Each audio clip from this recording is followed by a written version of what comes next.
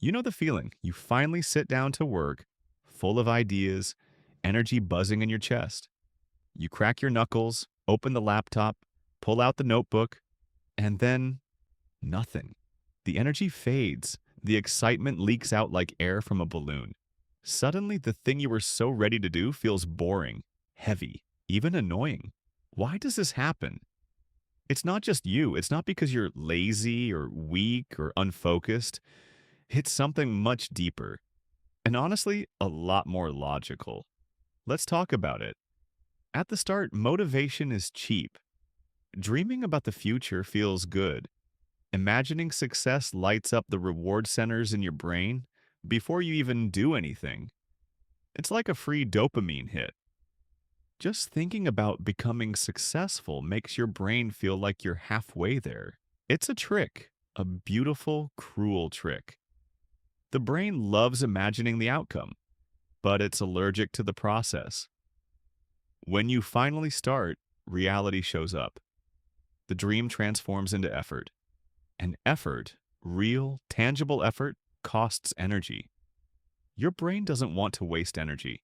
It's been wired over thousands of years to conserve, not spend. Hunting, gathering, surviving, all that old coding is still buried deep inside. So when you sit down to work, your brain quietly panics. It thinks, wait, this looks hard. It's uncertain. What if we fail? This doesn't feel good like the fantasy did. Abort mission. That's why motivation disappears the moment real work begins. Here's the other problem: expectation versus reality. In your head, everything was smooth, perfect. You were going to write the novel in a weekend, launch the business in a month, get six-pack abs in a summer. But real life isn't smooth. It's clumsy, messy, uncomfortable. You open a blank page and can't think of a good sentence. You start a workout and realize you're out of breath after 2 minutes. That gap between expectation and reality, it creates friction, and friction kills momentum. Another enemy hiding in the shadows? Resistance. You might have heard the term before. Resistance is that invisible force that tries to keep you exactly where you are. Safe, comfortable, untouched by risk. Starting something meaningful threatens your brain's comfort zone. So it attacks. Not with swords and spears, but with whispers. This is too hard. You're not ready. Maybe later. Those voices aren't the truth. They're resistance trying to trick you into quitting before you even begin. Okay, but here's the good news. You don't need to fight motivation.